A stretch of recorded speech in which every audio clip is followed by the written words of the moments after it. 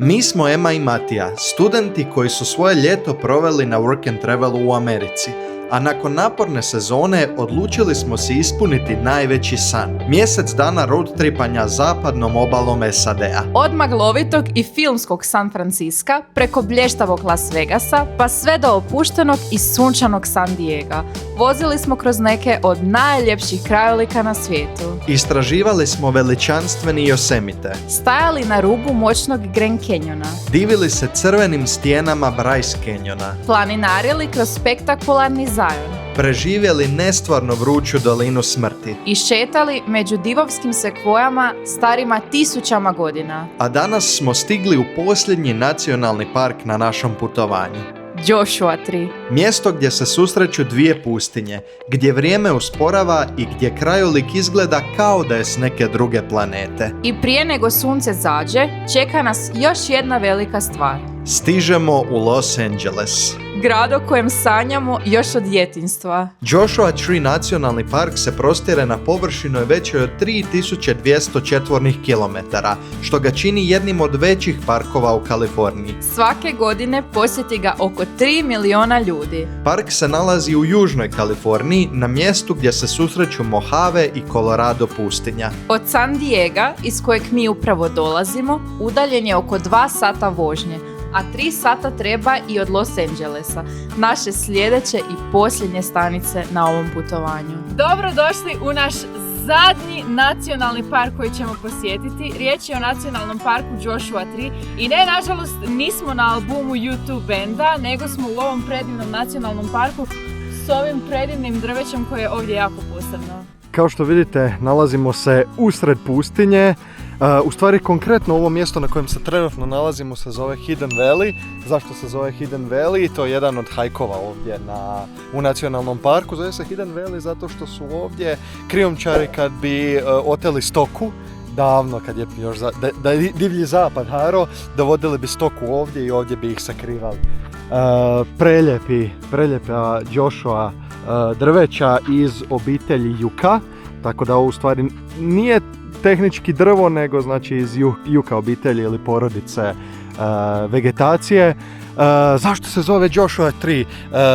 Mormoni kad su došli ovdje, to jest kad su dolazili mormonski naseljenici, vidjeli su ova Joshua drveća i izgledalo je kao da Joshua otvara njihove ruke, svoje ruke prema njima i pušta ih ovdje u ovu novu obećanu zemlju, i tako je to poprimilo drvo naziv Joshua Tree.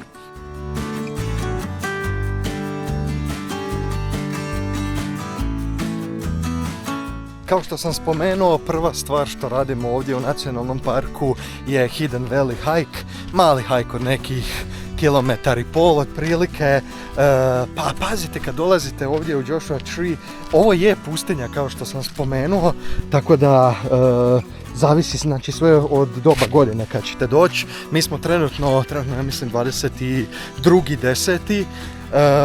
I najpopularnije doba za dolazak u Joshua Tree je od 10. do 3. mjeseca, baš iz tog razloga što je ovo pustinja, i znači preko ljeta su temperature astronomske, trenutno isto nekih 24 stupnja, ali opet malo lakše nego 38 kako tu bude tokom ljeta.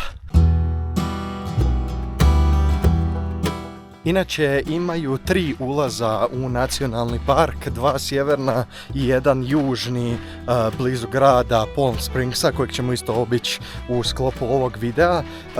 Mi smo išli na sjeverni, to jest najsjeverozapadniji ulaz ovdje u nacionalni park. Zašto? Zato što su sve glavne atrakcije praktički raspoređene po sjevernom dijelu. Zašto kažem raspoređene? Zato što je Joshua Tree nacionalni park ogroman, što me dovodi do pitanja kako se uopće kretati ovdje po nacionalnom parku. Istim autom s kojim ste ušli u nacionalni park, s njim ćete se i kretati po samom nacionalnom parku. Dobro si isplanirajte šta ćete kad vidjet. Mislimo da je jedan dan dovoljan za posjetiti Joshua Tree nacionalni park, a mi ćemo vam pokazati šta se sve uspije obići u par sati. Ove sve stijene što vidite oko mene su napravljene od granita. Kako? Od topljene lave koja se nalazi ispod, to jest koja se nalazila, naravno ovo se formiralo tokom milijardama godina i to je jedna od popularnih aktivnosti ovdje u Joshua Tree nacionalnom parku, penjanje na stijene, to jest takozvani rock climbing.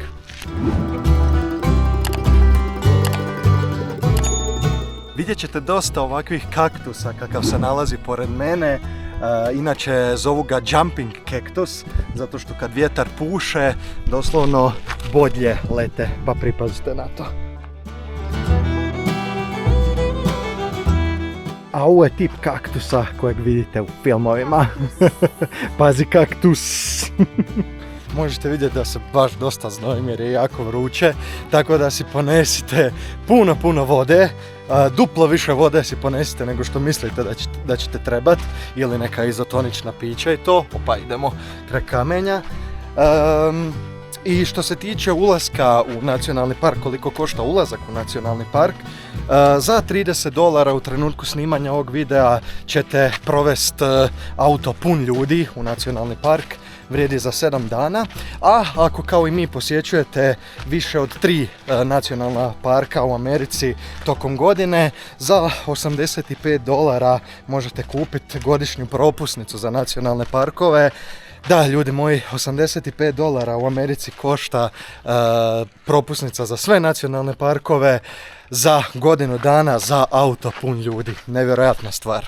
I da, spomenuo sam vodu. Što se tiče hrane, ponesite si puno hrane. Zašto? Zato što za razliku od većine nacionalnih parkova koje smo posjetili, tu uopće nema nikakvih restorana u sklopu nacionalnog parka, ali ima puno mjesta za piknik, tako da ponesite si svoju hranu pa napravite piknik. Inače, dok se budete vozili nacionalnom parkom, kao što vidite iza mene, prođite kraj puno Joshua drveća, tako da je to jedan svojevrsni način za istraživanje samog nacionalnog parka. I možeš im pokazati koliko ih ima s desne strane.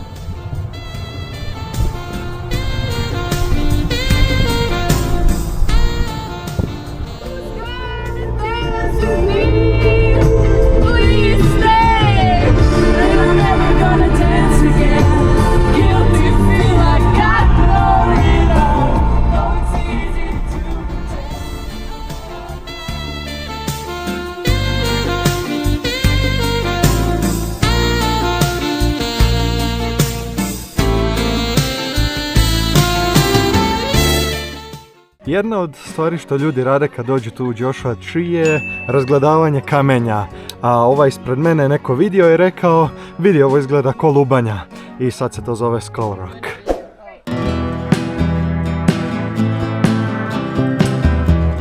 Nalazimo se u vrtu čoja kaktusa, jako su pikavi tako da ih nemojte dirat, a ima ih posvuda oko nas.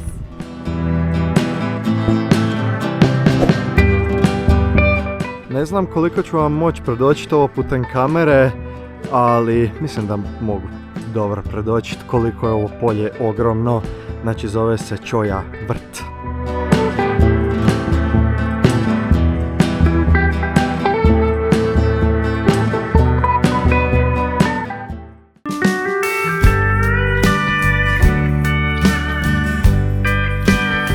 Inače, možda se pitate kakva je sama tekstura Joshua drveta. Kao što možete vidjeti, suha je jako, naravno pustinja, nema uopće toliko vode i na vrhu su ovako, izgleda kao kaktus iskreno, ovi dijelovi su šiljasti i oštri su i vrh je oštar. Inače narastu do maksimalnih 12 metara, ali rastu užasno sporo, nekih 2,5 cm svake godine, tako da većina ovih drveća stara po barem 100 godina i treba im jako puno da izrastu, naravno zbog samih uvjeta u kojima se nalaze i na kojima preživljavaju. Kao što sam rekao, ima puno fascinantnih kamenja, kao što je na primjer ovaj luk. Arch Rock se zove. Geološki procesi su ga napravili tokom milijuna godina, a inače malo smo sad prohajkali Arch Rock trailom Hajkovi tu nisu baš zahtjevni nešto, barem ne ovi najpoznatiji, najosnovniji. Ima ih svakakvih, ali nisu dobro označeni i najveći problem vam je u stvari ova vrućina. Ćao Ljubej, kako si mi? Primijetili smo da dok se vozite autom, barem na ovom sjevernom dijelu parka, da ima jako puno Joshua stabala dok se vozite, pa eto, nije loša ni stat, malo prošetat se kroz ta drveća, parkirat uz cestu sa strane, ima mjesta kao što vidite, a ima jako puno Joshua tree, a ovo je moja mala Emily.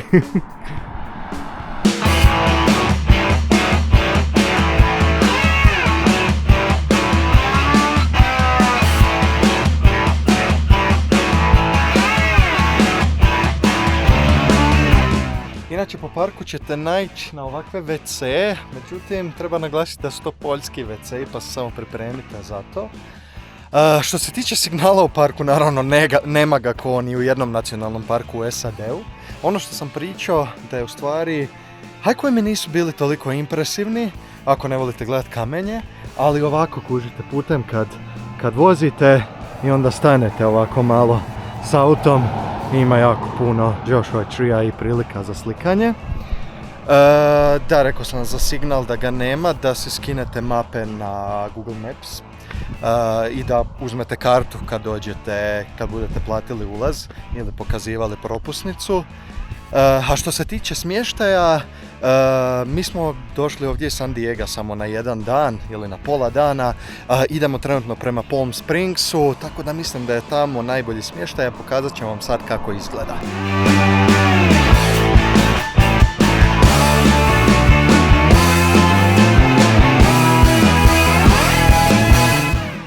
Dragi moji, sad smo proveli u Palm Springsu par sati, otišli smo nešto pojest, malo smo se prošetali, kao što samo ime govori Palm Springs ima jako puno palmi po gradu, imaju čak i mali svoj Walk of Fame ovdje u Palm Springsu, ima puno prirodnih izvora, pa ima par i toplica ovdje ako se za to odlučite.